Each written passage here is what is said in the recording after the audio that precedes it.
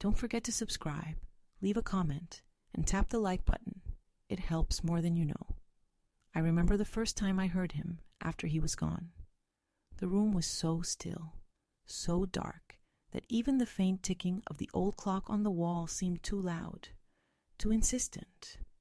I had just turned 17, though grief had aged me beyond those years.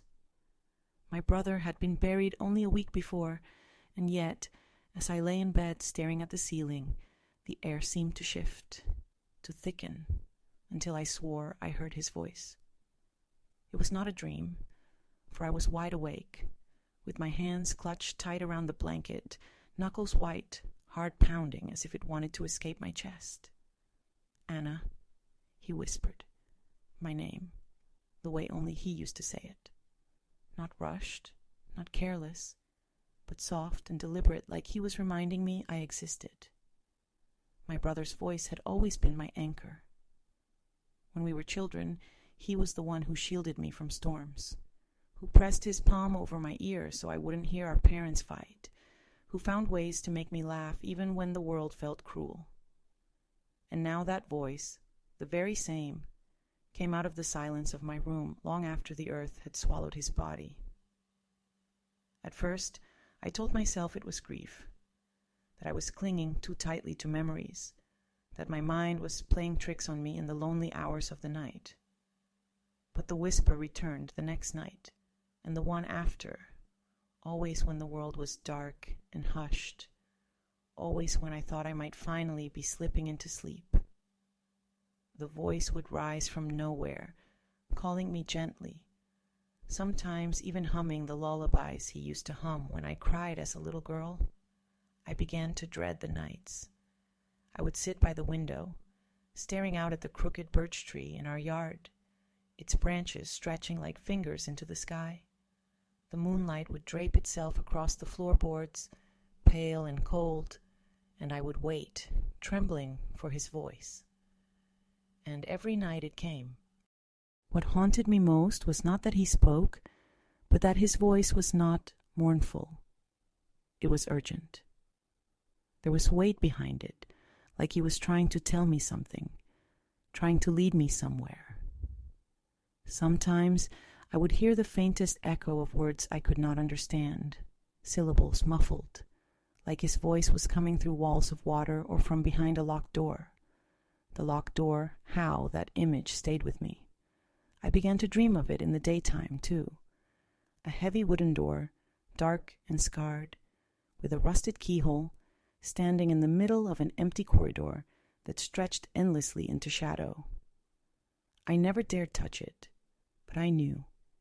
Deep down, I had to. I had to open it if I wanted to know why my brother's voice still lingered when he should have been at peace. My family, of course, spoke little of his death. Silence wrapped itself around us like a shroud. My parents moved as though underwater, eyes hollow, lips pressed into lines that would not soften. We did not mention his name at dinner. We did not look at his empty chair.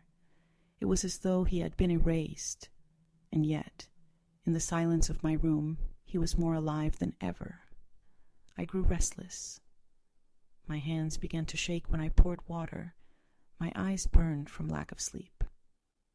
At school, I drifted through hallways as though in a dream, the chatter of classmates falling away into a dull hum. The world outside seemed too bright, too careless, as if it had already forgotten him. And so I began to listen more closely at night, pressing my ear to the darkness, trying to catch every breath of his voice. I scribbled down the words I thought I heard, fragments of sentences, half-formed thoughts. Sometimes it was nothing but my name, sometimes a warning tone I had never heard from him before. I told no one. Who would believe me? But deep inside, I knew it was not grief alone. I knew because one night, when the voice came, I felt it not only in my ears, but in the room itself. The curtain stirred, though no wind blew. The clock stopped ticking, though its pendulum still swung, and the air turned icy cold. That was when I knew. My brother was not at rest. Something had happened, something left unfinished, something hidden behind that door in my dreams. I could not ignore it anymore. I had to find out the truth. And so, I began to retrace the days leading to his death. He had been only 19, too young, too alive to simply vanish. They had told me it was an accident, a quiet explanation handed down like a script rehearsed too many times. But accidents do not leave voices behind in the night. Accidents do not press their presence into your chest until you cannot breathe. The more I thought of him, the more I remembered the small details that did not fit. The bruises he had hidden under his sleeves, the way his eyes darted at the sound of our father's footsteps, the hush in his voice when he said he was fine. At the time, I had not wanted to see. Now, with his whispers surrounding me, I could no longer look away. It was then that the mirror in my room began to change. At first, it was only a flicker, a shadow behind me, gone when I turned. But one night, as the moonlight spilled across the glass, I saw him. His face, pale and blurred, but his eyes unmistakable. He was there, watching me from the other side of the mirror, my breath caught in my throat, my heart hammering as I stumbled back. His lips moved, shaping words I could not hear until the glass fogged and his image disappeared. After that, I avoided the mirror, draping it with a sheet, but I could feel him still, pressing against the surface, desperate. I began to wonder, had he truly died, or had something else taken him away? Don't forget, you can support me by subscribing, liking, and leaving your thoughts in the comments. It keeps me going. The days grew heavier. My parents became more distant, their grief a wall I could not climb. I wandered the house, searching for traces of him. In the attic, beneath boxes of old linens, I found his journal. The leather cover was worn, the pages brittle, but his handwriting was there, sharp, hurried, filled with weight. I read by candlelight, my hands trembling as his words spilled into me like fire. He wrote of secrets, of fear, of being followed, watched. He wrote of our father's temper, darker than I had ever seen it. He wrote of a door, the same door I had seen in my dreams. If anything happens to me, he scrawled on one page, look behind the door. I nearly dropped the book. My dreams, his words, they were connected. It was no longer only grief, no longer madness. It was real. I knew then that his death had not been what they told me, and that the voice I heard each night was guiding me towards something buried, something I was never meant to uncover. But I had to. For him. For the brother who had been my protector. My light. Even if it meant shattering everything I thought I knew about my family, about the house we lived in, about the silence that suffocated us all, the truth waited behind the door. And I would find it. Don't forget to subscribe, comment, and hit the like button. It helps share these stories further. The next night, when his voice came again, I whispered back for the first time, "Where are you?" My words felt small in the vast silence, but the air shifted, and for the briefest second, I swore I heard him answer. Not with words, but with the sound of a key turning in a lock. The sound was faint, almost imagined, yet it echoed inside me with such force that I clutched my chest. A key, sliding into a lock, the metallic scrape sharp and undeniable.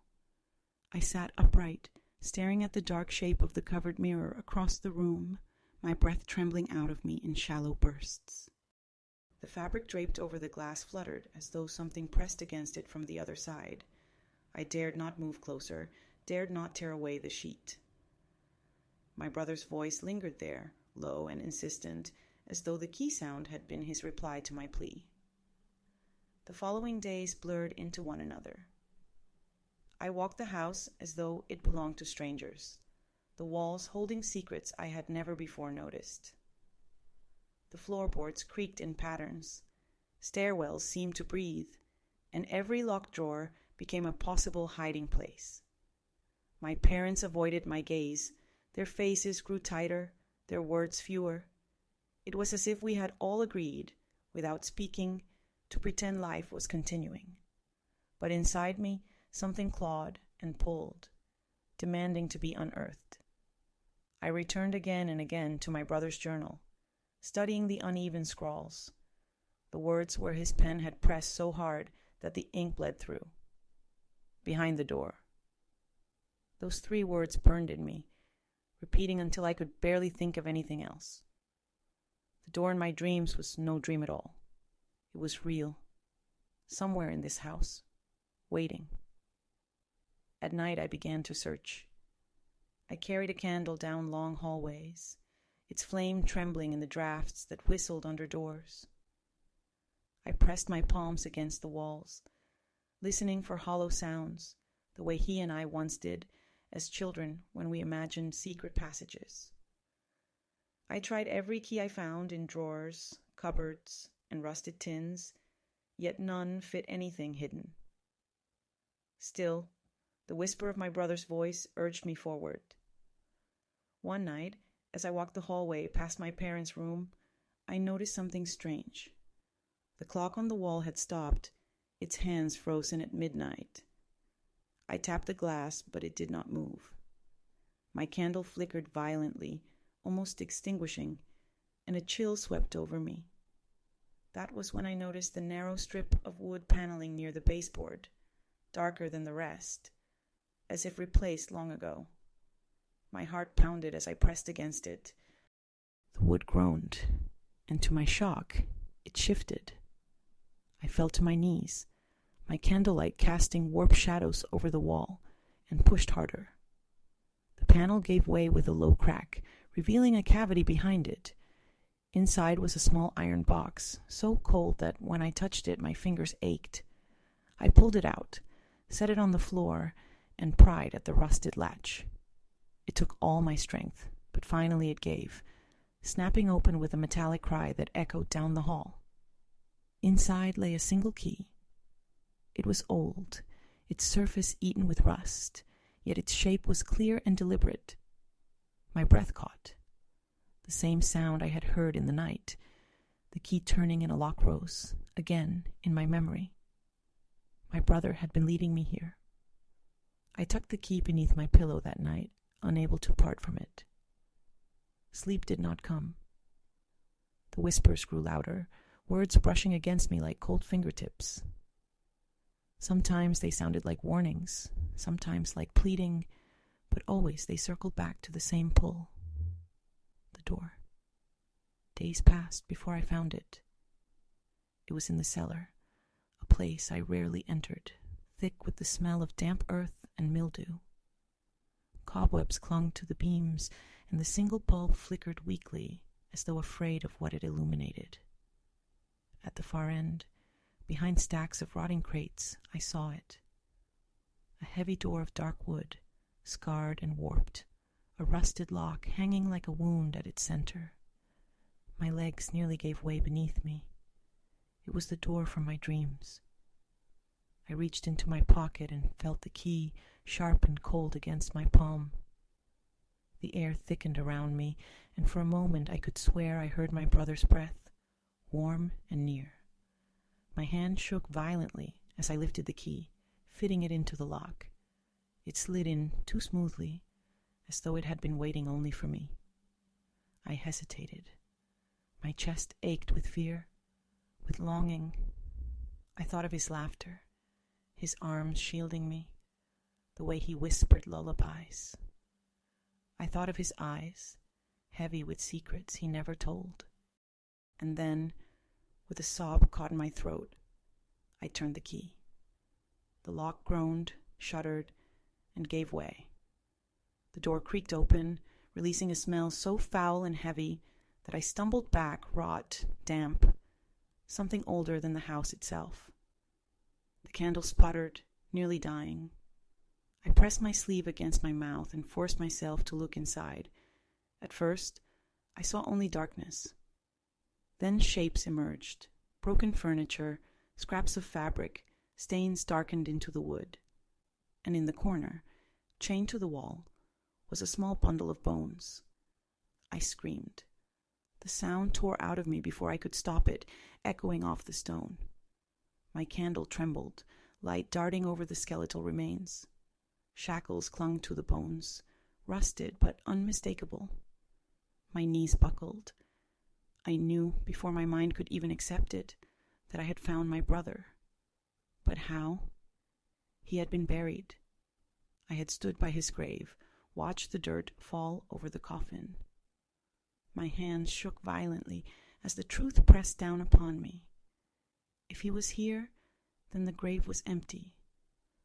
The whispers surged louder than ever, filling the cellar until I thought the walls themselves might burst. My brother's voice, layered with anguish and urgency, wrapped around me. He had not died the way they said. He had been hidden, locked away, forgotten behind this door.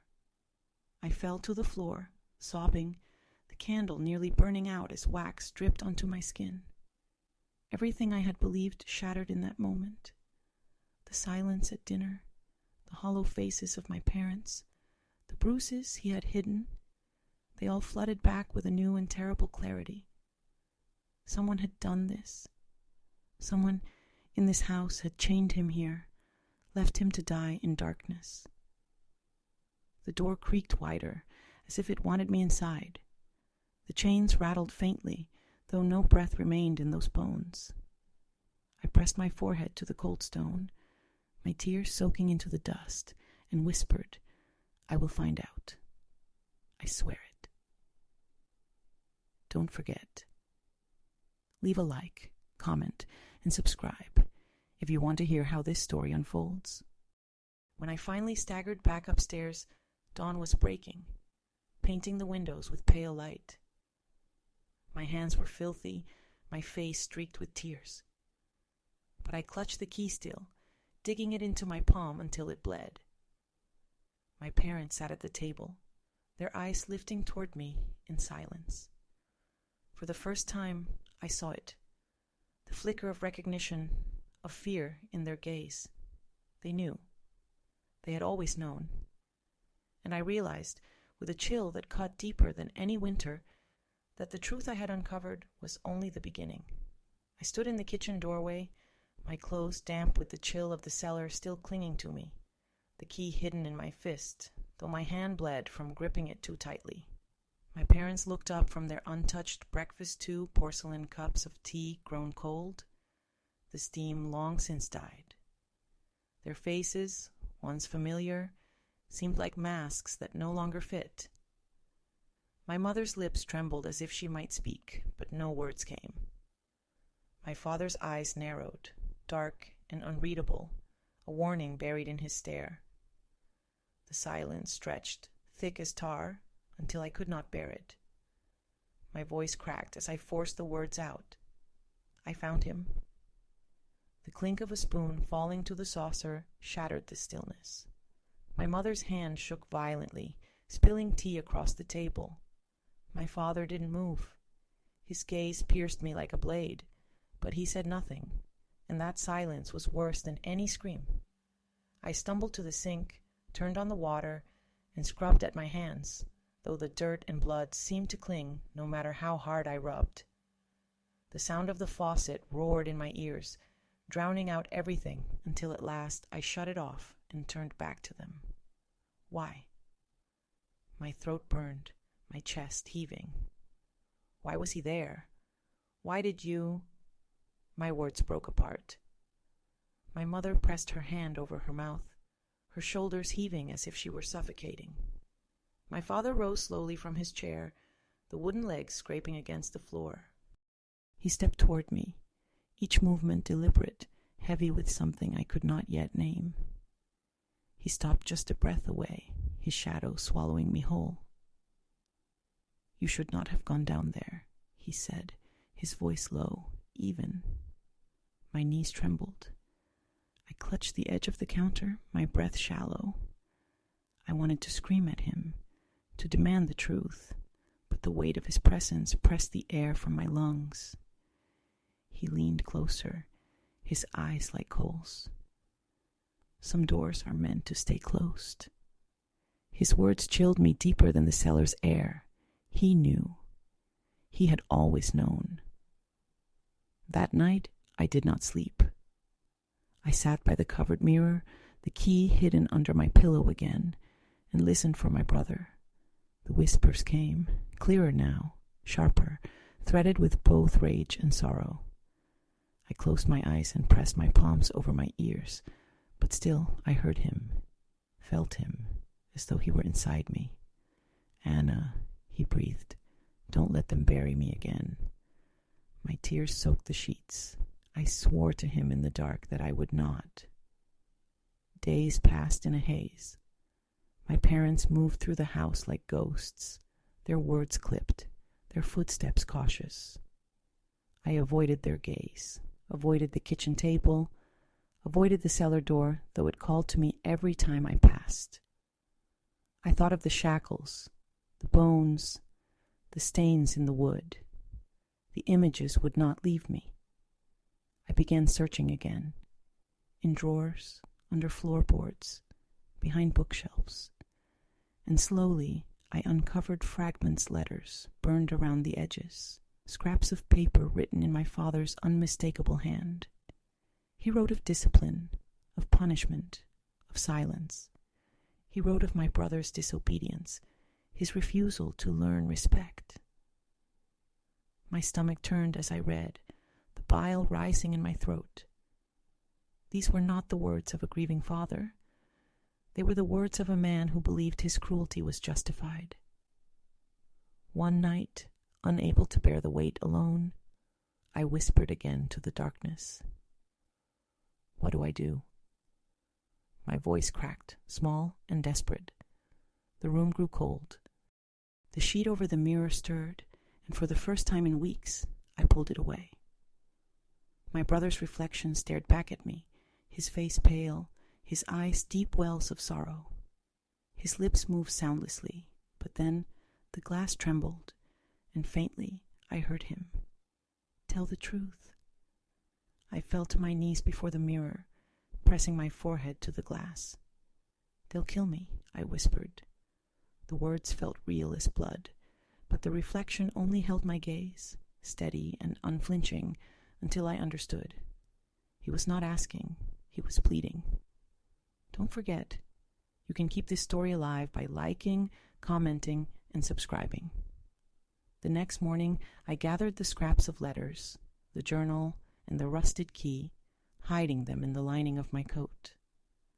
My parents sat silent at the table as I passed, their eyes tracking me, their mouths closed tight. My heart hammered against my ribs, each step to the door heavier than the last. When my hand closed around the knob, my father's voice came from behind me. "If you leave with that, you'll never come back." I froze. My throat closed, my breath shallow. Slowly, I turned my head. His face was calm, too calm, but his eyes burned with something that rooted me in place. My mother sat beside him, her hands twisting the fabric of her dress, her face pale with fear. For me? For herself? I could not tell. "I have to?" I whispered. The silence that followed was suffocating. I opened the door and stepped out into the cold morning air, the weight of the house falling from me like chains breaking. I walked without knowing where, the streets blurred by tears, until I found myself at the church at the edge of town. The bells tolled as I pushed open the heavy doors. Inside, the air was cool and thick with the smell of candle wax. I knelt before the altar, my bundle clutched to my chest, and whispered everything, every whisper, every bone, every secret, to the silence. But silence did not answer. It was not until the priest emerged, his footsteps soft against the stone, that I lifted my head. He looked at me with eyes that seemed to see too much, and when I placed the journal and scraps before him, his hands trembled as he reached for them. I told him everything, my voice breaking, my body shaking. He listened without a word, his face grave, his eyes darkened with something I could not read.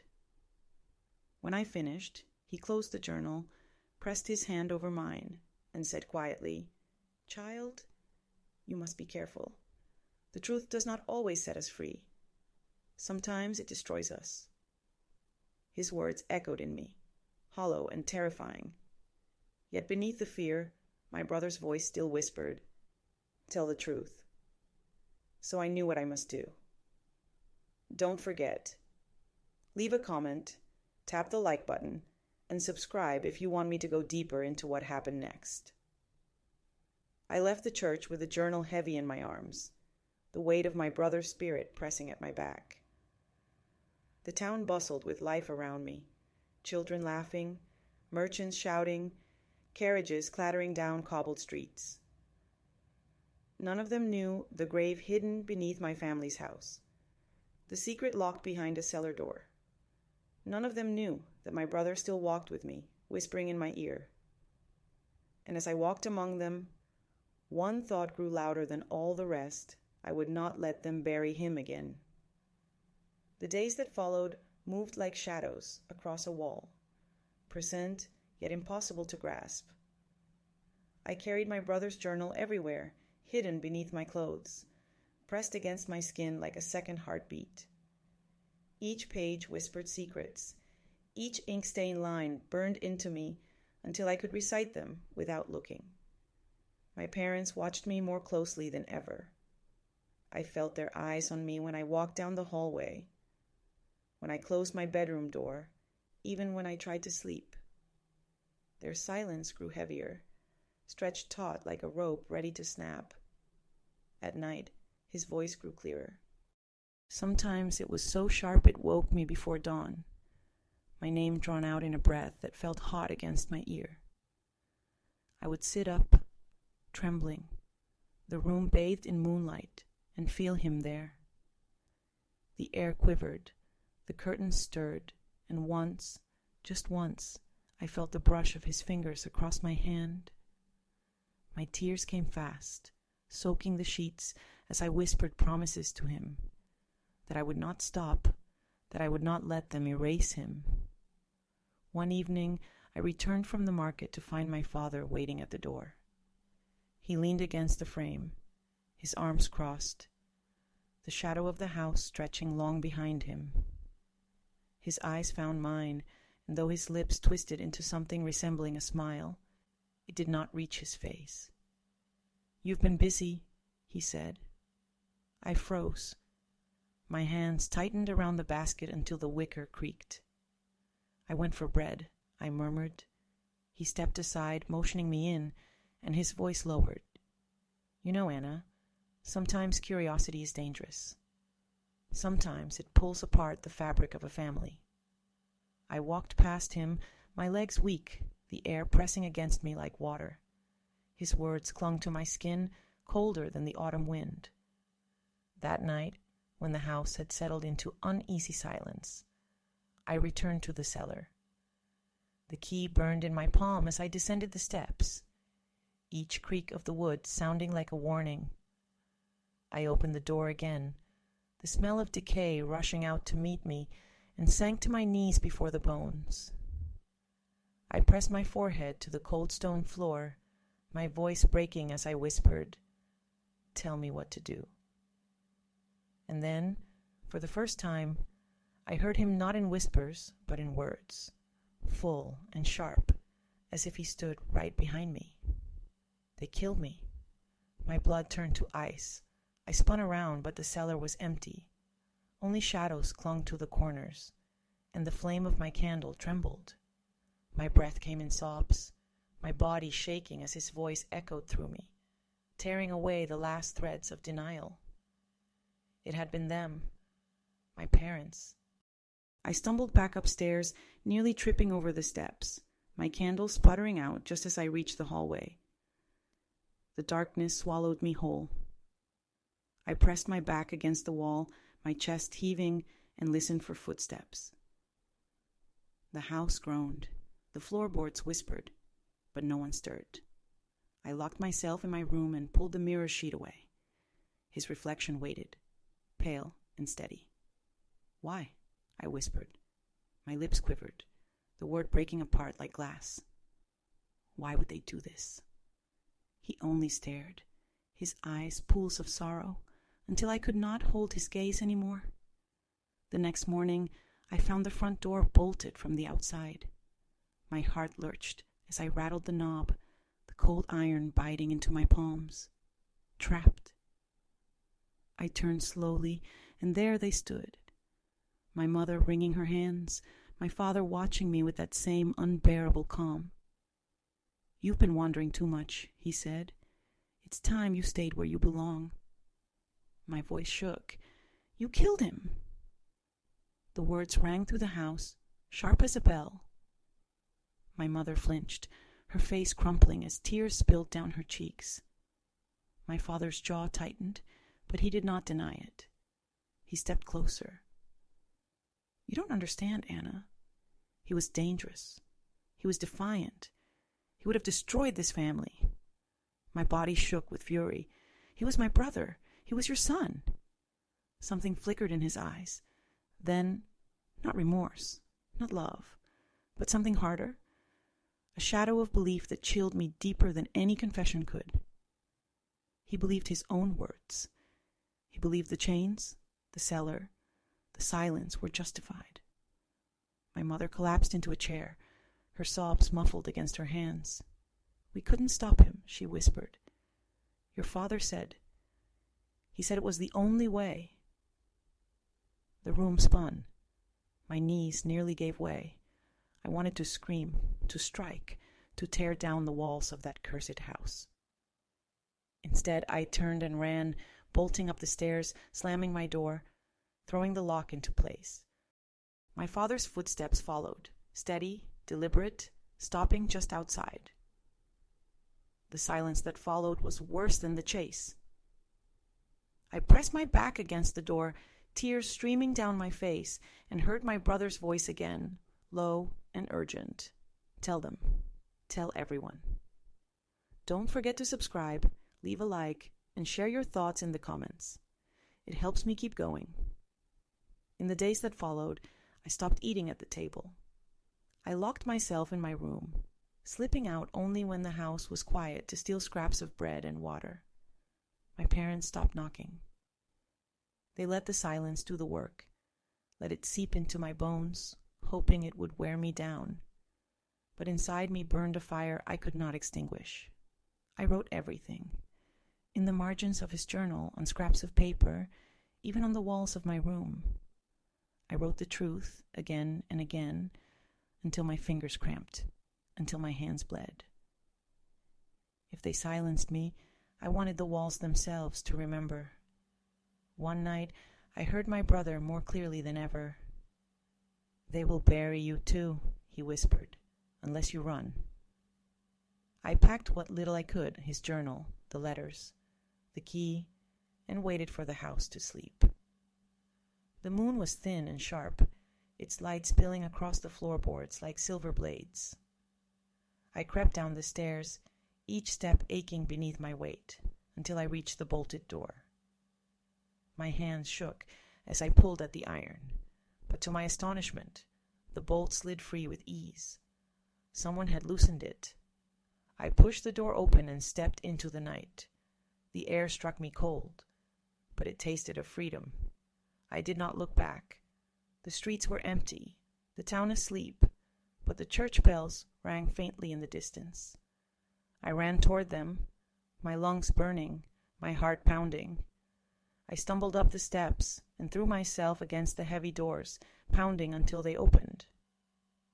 The priest, startled and pale in his night robe, stared at me as I fell to my knees before him. "They killed him," I sobbed. "They killed my brother. He's still there, in the cellar." He led me inside, his hands trembling, his face white with fear. When I placed the journal in his arms again, when I pressed the key into his palm, his eyes filled with horror. He believed me. For the first time, I felt I was no longer alone. Don't forget, leave a comment, tap the like button, and subscribe if you want me to continue unraveling the truth of what happened after I brought the evidence forward. The church became my refuge, though even within its stone walls I felt the weight of the house pressing against me, as if its walls reached across the town to clutch at my throat. The priest listened as I poured out every detail, my words tumbling, broken, and raw. I showed him the bruised, hurried handwriting of my brother, the scraps of letters, the rusted key that had opened the door to horror.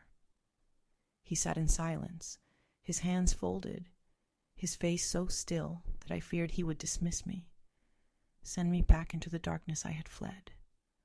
But when I finally fell silent, when my body shook too hard to go on, he placed his hand on mine. "Child," he whispered, "you must not return to them." His voice carried a finality that made my chest ache. He had seen enough to know I was not mad. He had seen the truth written into the ink, pressed into the metal of that key, etched into the lines of my face. He arranged for me to stay in a small chamber tucked behind the sacristy. It smelled of wax and old wood, its windows so narrow that only a thread of moonlight found its way inside. Yet to me, it felt like a sanctuary. The sheets were rough, the mattress thin, but I lay down and slept for the first time without the fear of footsteps outside my door. Still, my dreams did not free me. The cellar returned again and again, the chains rattling, the shadows whispering, and always my brother's voice. Tell the truth. When dawn came, the priest told me he would go to the authorities. He promised to show them the journal, the letters, the key. My heart soared with a desperate hope, but beneath it a dread coiled. My parents had lived in that house for decades. They were respected, feared even. What if no one believed me? What if the priest's words were not enough? Days passed with no word. I paced the little chamber, staring out the slit of a window at the town square where life went on untouched by the storm raging inside me. Children skipped with ribbons, merchants called out their wares, women carried baskets of bread. None of them knew that a boy had died, in chains beneath a house just streets away. None of them knew that his ghost still walked beside me, whispering through the cracks of my mind. On the third night, I heard footsteps in the church. My blood froze. I pressed myself against the chamber wall, straining to listen. The sound was heavy, deliberate, not the soft shuffle of the priest. My heart thundered as the door creaked open, spilling a line of pale moonlight across the floor. Anna. It was my father's voice. I bit down on a cry. My whole body trembled as I pressed deeper into the shadows. He stepped into the chamber, his figure tall, blocking the doorway. His hand brushed the table, his fingers curling around the edge of my brother's journal. "You think ink and paper can undo blood," he said softly. "You are wrong." The shadows seemed to close in on me, my breath loud in my ears. He turned his head slightly, his eyes finding me in the dark. Even in the pale light I saw it, the glint of something metallic in his hand, a knife. I stumbled backward, my foot catching on the uneven stone. "Stay away!" I choked out, though my voice was little more than a whisper. For a moment, he did not move. Then he set the journal down, slowly, carefully, as though laying a child to rest. "You don't understand, Anna. He would have destroyed us. He wanted to leave, to shame us, to tear apart the family name. I couldn't allow it. You wouldn't understand. You were too young." My stomach twisted, bile rising in my throat. "He was your son," I whispered. His face hardened. "He was mine to keep. mine to discipline, mine to silence. I lunged past him, my shoulder striking his arm, the knife clattering to the floor. His hand shot out, seizing my wrist, the grip iron and unyielding. I screamed, the sound tearing from my throat and echoing through the church. And then, suddenly, the air changed. The candles flickered wildly, though no wind blew. The shadows thickened, twisting along the walls. My father froze, his grip faltering, his eyes darting around as the church filled with a sound that chilled my blood. A rattling of chains, deep and resonant, rising from the floor itself. "Let me go," I gasped. The sound grew louder, closer, until it surrounded us. My father's eyes widened, his face draining of color. For the first time, I saw fear break through his mask. He released me, stumbling back, and in that moment, I knew my brother was here. The chains rattled louder, and a low voice rolled through the chamber, a voice only I had heard in the silence of my room, but now filled the air, undeniable. "You cannot bury me again." My father's hands shook, his eyes darting wildly as though searching for the source. "No," he whispered, his voice trembling. "No, you're gone. I buried you myself." The shadow surged, swallowing him, and I ran through the door, down the aisle of the church, my bare feet slapping against the cold stone. Behind me, my father screamed, a sound unlike anything I had ever heard, a raw tearing of the soul. I didn't look back. I burst out into the night air, my lungs heaving, my chest burning. The moon hung high, pale and cold, watching. I ran until the church bells faded, until my legs gave way beneath me, and I collapsed in the square. When dawn broke, people found me there, trembling and wild-eyed, clutching the rusted key so tightly that it cut into my palm. I told them everything. This time, with the journal, with the priest's word, with the bruises blooming on my wrist, they listened. Don't forget to leave a like, comment, and subscribe. Your support means everything as I carry this story forward. The trial that followed tore the town in two. Some called me a liar, a girl driven mad by grief. Others whispered that they had always known something was wrong in that house, that they had heard things in the night, seen shadows in the windows. My mother sat pale and broken, her hands folded, her face hollow. My father, shackled now, stared ahead with eyes that held no remorse, no fear, only the cold certainty of a man who believed he had been right. I sat in the witness chair, my hands trembling as I spoke the truth aloud, every word burning in my throat. I told them of the cellar, of the bones, of the chains. I told them of the letters, the bruises, the silences that had stretched like scars across our family. And though the courtroom shifted with whispers, though eyes bored into me, I felt my brother's hand on my shoulder, steady and warm. When the verdict came, the gavel striking wood like thunder, I did not weep. My father was taken away, my mother left behind in silence, and I was free, or so they told me. But freedom is a strange thing. The house still stood, heavy with shadows. The cellar door still waited, the chains still rattled in my dreams. And at night, when the world fell quiet, I still heard him. "Anna," he whispered, "you told the truth, but don't forget me." And I never did. Don't forget. You can help me keep these stories alive by subscribing, commenting, and leaving a like. Because even now, when the mirror stirs, when the air grows cold, I know he is still with me, watching, waiting, and perhaps guiding me towards secrets I have not yet dared to uncover. I tried to live as others expected me to after the trial, but nothing in me could return to what was once called ordinary life. The town moved on quickly, too quickly.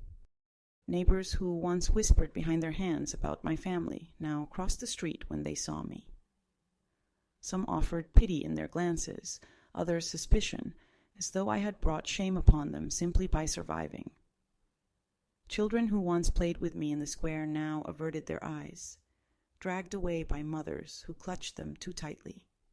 I was marked not just as the girl who had lost her brother, not just as the girl who had testified against her father, but as the girl who had uncovered something people wished had stayed buried. The house, that cursed house, still stood at the edge of the lane.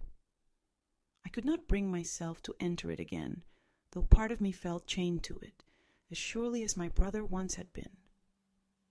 They said the cellar had been emptied, that his remains were buried properly at last in the churchyard.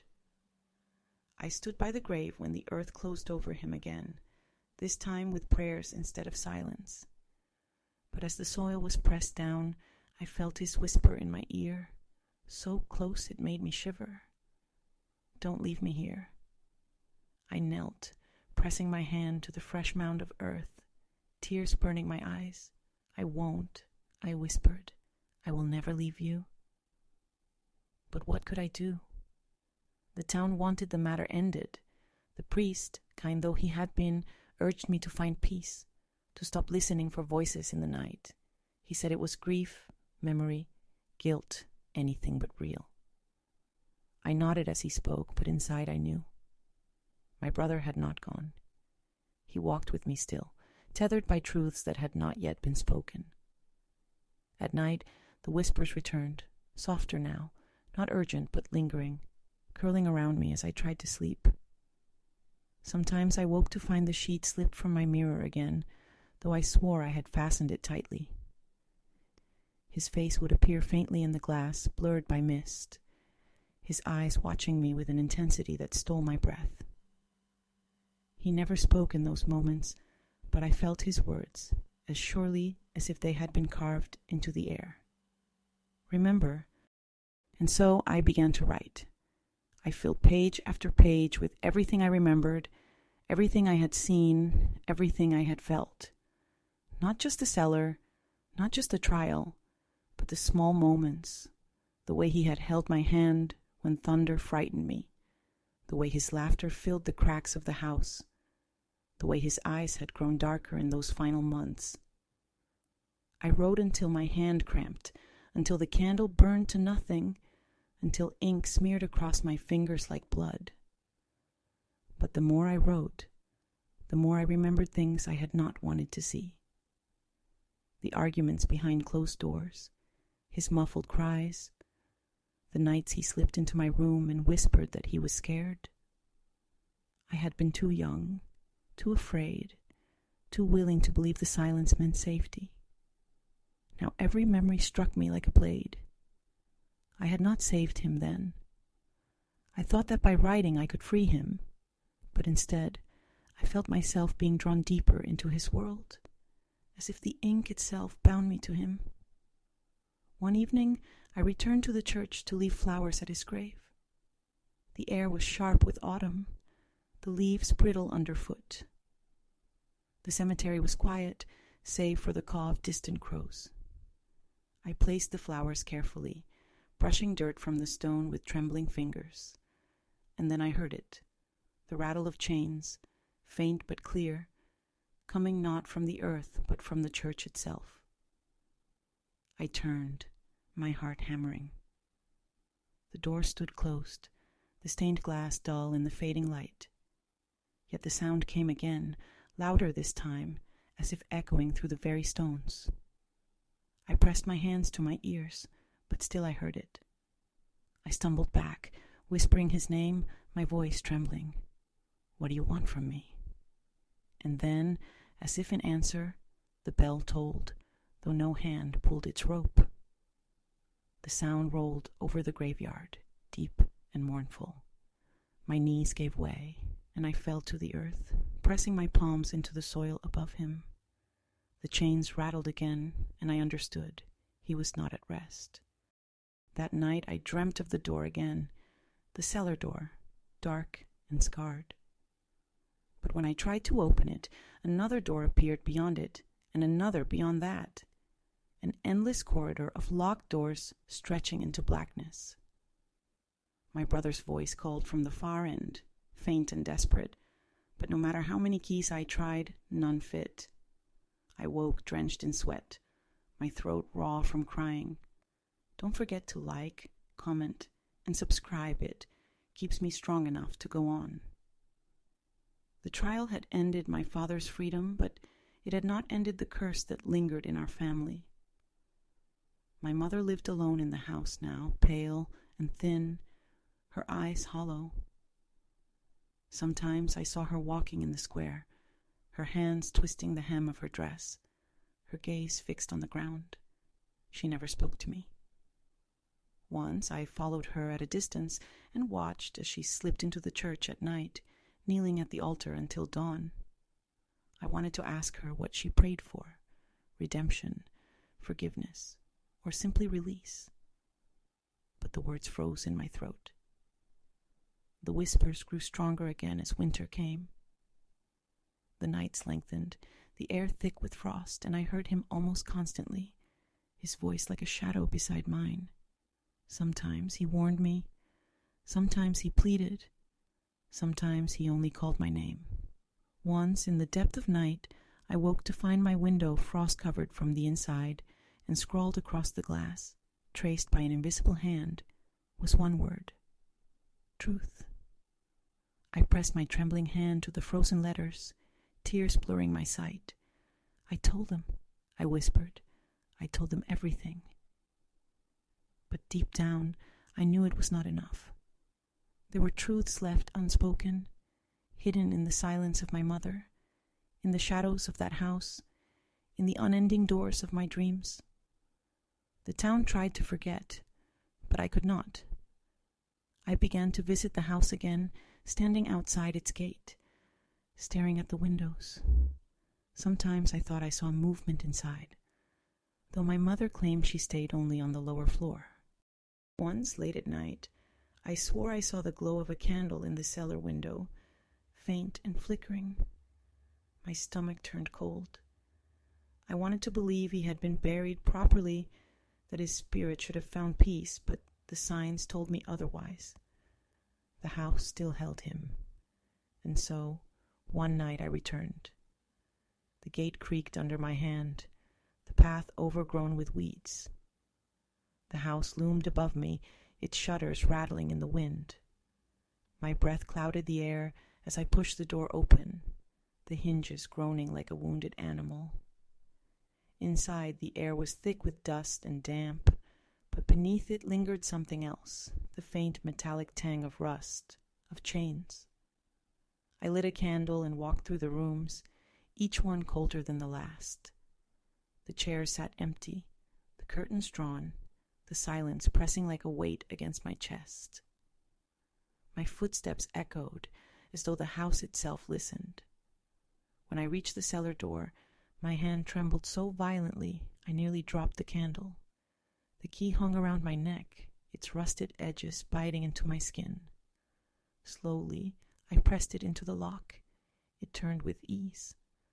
The door creaked open, and the smell of damp earth rushed up to meet me. The candle flame bent toward the darkness, flickering as though something breathed upon it. I stepped inside, the stairs groaning under my weight. At the bottom, the room lay empty, emptied, as they had said. The chains were gone, the bones buried.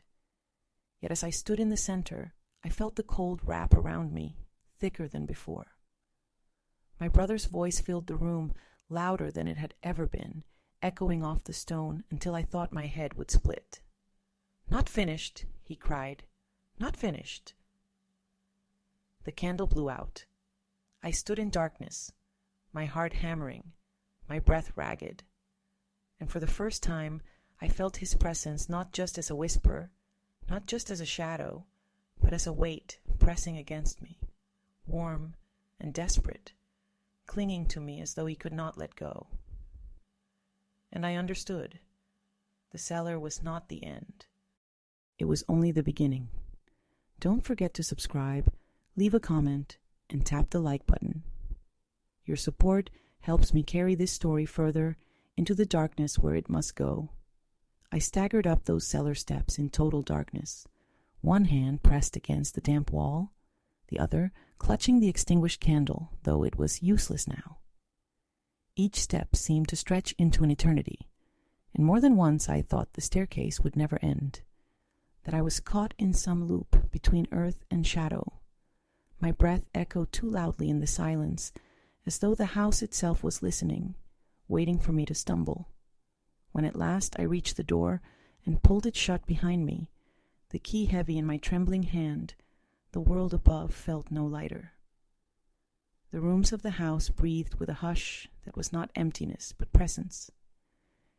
Even the floorboards seemed to creak in rhythm with my heartbeat. I pressed my back against the wall, sliding down until I sat on the cold boards, my knees pulled to my chest. My brother's voice still echoed in my skull. Not finished, not finished. A cry that vibrated through my bones. For a long while I sat there, shivering in the silence, until another sound broke it. A soft step, light but deliberate, from the far end of the hallway. I froze.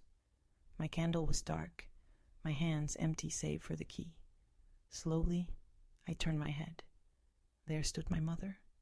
Her hair was unkempt, her dress wrinkled, and her eyes looked hollow, but she was awake, alert, watching me with a strange, almost fevered intensity. In her hands she held nothing, only the folds of her dress clenched tightly in her fists. "You went back," she whispered. Her voice was rough, as though she had been crying for hours. I couldn't speak. I nodded, barely, and the tears burned behind my eyes again. Her gaze flickered to the door I had just closed, and her lips trembled. "He doesn't rest," she murmured. "I hear him too. In the walls, in the silence. Your father thought burying the bones would bury the shame. But spirits don't lie still, Anna. They never do." The words struck me harder than any blow. She heard him too. I wasn't alone, not in madness, not in grief. My body sagged with the weight of it, though fear still threaded through every breath. I crawled toward her, my hands clutching at the floor, desperate. "Why didn't you say anything? Why didn't you stop him?" My voice cracked, louder than I meant, a cry pulled from my chest. Her face crumpled. She pressed her hands to her ears as though to block out the question, as though my words were knives. "I tried," she sobbed. "You think I didn't try? But your father, he was stronger, always stronger. He said discipline, obedience, silence. He said it was the only way. And I obeyed too. I was as chained as he was. I wanted to rage at her, to scream that she had been the mother, that she should have saved him, that she should have saved me. But her eyes, hollow and broken, silenced me. She was a prisoner of her own fear, her own complicity. That did not absolve her, but it explained the emptiness I had always seen in her. My brother's whisper rose again between us, brushing the edges of the silence. "Tell her." I swallowed hard, my voice trembling. I found him. I found the bones, the chains. She closed her eyes and shuddered, her whole body curling inward, as if collapsing under the truth. "I know," she whispered. "I cleaned the stains from the floor myself." Those words broke something in me I didn't know was still whole. I crawled back from her, my hands trembling, bile rising in my throat. She had known every detail, had lived within that horror, and still she had said nothing. Yet as I turned away, her hand reached for mine, weak and shaking. "Don't let him hate me," she whispered, her eyes wild with desperation. "Tell him I sang for him, even when he couldn't hear. Tell him I never stopped praying." I stared at her hand, thin and cold. and for the first time, I did not know whether to hold it or to pull away. That night I returned to the church. I couldn't sleep in that house, not with her whispers and the shadows pressing closer. The priest led me into the sacristy without question, his face lined with worry, and I lay on the cot once more, staring at the ceiling beams. The key lay heavy around my neck, burning against my skin. I clutched it tightly as though it could tether me to something solid, but sleep brought no peace. Again the dream, the endless corridor of doors. But now, my mother stood behind one of them, her voice muffled, crying out for forgiveness. My father's shadow loomed behind another, unrepentant, unbroken. And far at the end, my brother's voice, faint and strained. Closer, Anna. Closer. When I woke, my face was wet with tears. My fists clenched so tightly my nails cut into my palms. Don't forget, if these words move you, leave a like, a comment, and subscribe. It keeps this story breathing. The town soon began to whisper again. Some claimed my father's conviction had cursed the family. Others said I was possessed, that my brother's spirit clung to me because I had spoken his name too often. Once, walking through the square, I heard a woman hiss to her companion. She should have been buried too with him. Their cruelty cut deep, but I no longer cared for their judgment. My life had narrowed to one purpose, finding what my brother meant when he whispered "not finished." I spent hours in the library, combing through old records of the town, deeds to the house, documents faded and brittle with age. I discovered that the land on which the house stood had once belonged to a family long vanished, known for violence, for disappearances whispered about, but never proven. Some pages were missing, torn away, but I pieced together enough to know the house had been swallowing secrets long before us. Perhaps my brother was not alone in that cellar. Perhaps there were others. The thought froze me, yet it also drove me. I returned to the cellar with a lantern, not a candle this time, its stronger light throwing harsh shadows against the stone. I ran my hands along the walls, searching for cracks, for hidden doors. Dust filled my lungs, the cold seeped into my bones, but I pressed on. And then, behind a stack of crumbling bricks in the corner, I found it, a second passage, narrow and low, half concealed. My heart hammered as I crouched, forcing the bricks aside, the scrape of stone against stone loud in the silence. The passage smelled of damp and iron. My lantern trembled in my grasp as I crawled through, my shoulders scraping the walls. After several feet, the passage opened into another chamber. What I saw there will never leave me. The walls were lined with iron rings, old and rusted. Chains still hung from them, clinking faintly in the draught. The floor was scarred, stained dark, and scattered across the ground were bones, so many bones, some broken, some piled together, some small enough to belong to children. My lantern flickered as the air shifted. I fell to my knees, the bile rising, my whole body shaking. And then the voices began, not one, not two, but dozens, layered, whispering, crying, wailing. My brother's voice rose among them, louder, calling my name. Anna. The lantern went out. In the darkness the chains rattled, and cold hands brushed against my skin, too many to count. I screamed, but the sound was swallowed by the voices. Don't forget to subscribe, leave a like, and comment below, because the story is not yet over, and neither are the voices. I don't know how long I lay in that darkness, surrounded by voices that rose and fell like the tide. My body shook uncontrollably, my fingernails clawing at the dirt floor until they bled, and still the whispers pressed closer, curling around me like chains. Some pleaded, some wept, and some wailed in such agony that my chest ached, as if it were my own cries echoing through the chamber. And among them all, steady and clear, was his voice, my brother's voice. "Anna," he said, no longer faint but firm, rising above the chorus of the dead. "You found us." I tried to answer, but my throat was raw. The words stuck fast. My tears streamed hot and unrelenting, carving lines down my dust-covered face.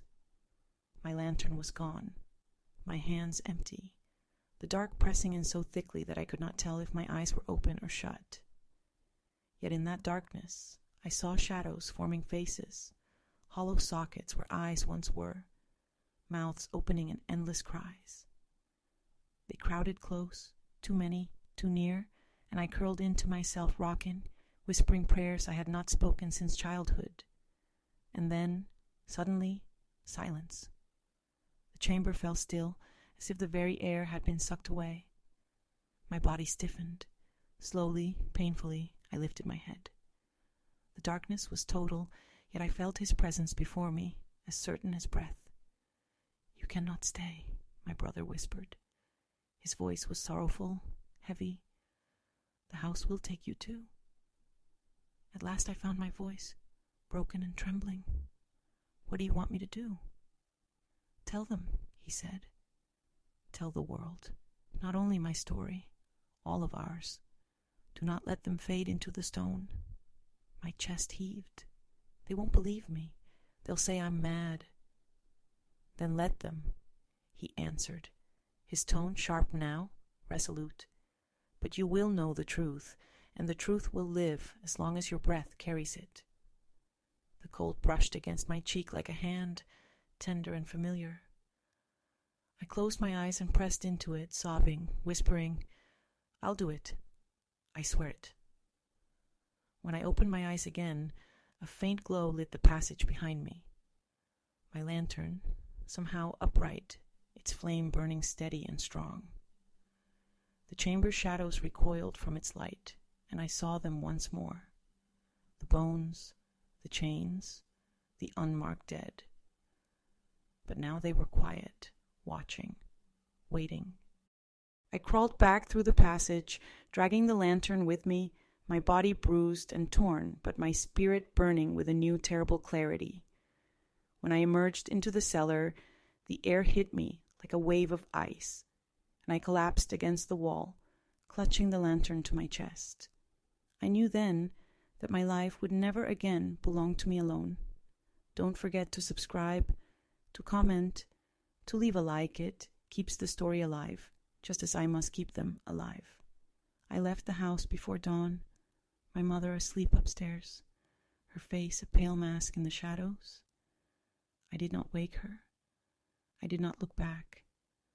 The key still hung around my neck, heavier now than ever, a relic not only of my brother, but of every soul chained beneath that house. The priest listened when I returned, his face drawn, his hands trembling as I described the hidden chamber. He wanted to go with men, to dig, to bring light into that darkness. But when they returned later that day, lanterns in hand, the passage was gone. The bricks had collapsed or been sealed, as if the house itself had swallowed its secret again. They found nothing but bare stone walls. The townspeople shook their heads. Some muttered that I was hysterical, others that I was possessed, still others that grief had rotted my mind. The priest did not speak against me, but his eyes held doubt, heavy and weary. Yet I knew what I had seen. I knew what I had heard. I began to write more fiercely than ever, filling page after page with their voices, their cries, their fragments of memory as they pressed into me in dreams. I wrote until my fingers blistered, until my candlelight burned low, until my eyes stung with exhaustion. I became a vessel, not only for my brother, but for all of them. Some nights I woke to find words scrawled across my walls, words I did not remember writing, names, pleas, fragments of prayers. My body shook as I traced them with my fingers, but I did not wash them away. They had claimed me, and I accepted it. As the years passed, the town turned colder. They avoided me, whispered about me, warned their children not to walk too close to the strange woman who muttered to herself and filled notebooks with ramblings. I lived at the edges, sustained by scraps of kindness from a few who pitied me, but never embraced. My mother wasted away in that house, her body growing thin, her eyes empty. When at last she died, they buried her beside him. I did not weep. I only pressed the key against the coffin as it lowered into the ground, a bitter farewell. She had been complicit, but she had also been a prisoner. Perhaps now she found peace. My father died in his cell, unrepentant to the end. They said he spoke of obedience with his last breath. I did not go to see him buried. His earth could stay untouched by mine. But my brother, I still hear him. Even now, in this old age, as my hands tremble and my voice falters, I hear him. At night, when the house groans and the wind rattles the shutters, his whisper comes soft against my ear. Remember me. And I do. I always do. I have written everything over and over, so that when my breath ends, someone will read and know.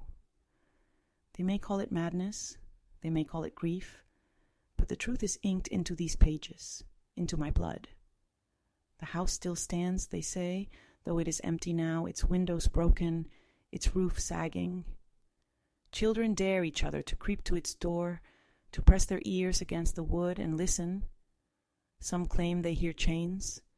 Some say they hear a girl's name, my name carried on the air. Perhaps it is only the wind, or perhaps the house remembers me too. And when I am gone, when my bones rest in the earth beside theirs, I wonder, will I too whisper from the shadows? Will my voice join theirs, tangled in the silence of those stone walls? I think it must, because nothing ever leaves that house, not truly, and neither have I. Don't forget, if you've walked with me through this darkness, leave your thoughts in the comments, subscribe, and let others know. As long as the story is told, as long as it is heard, they are not lost. My brother is not lost, and perhaps that is all the peace we can hope for.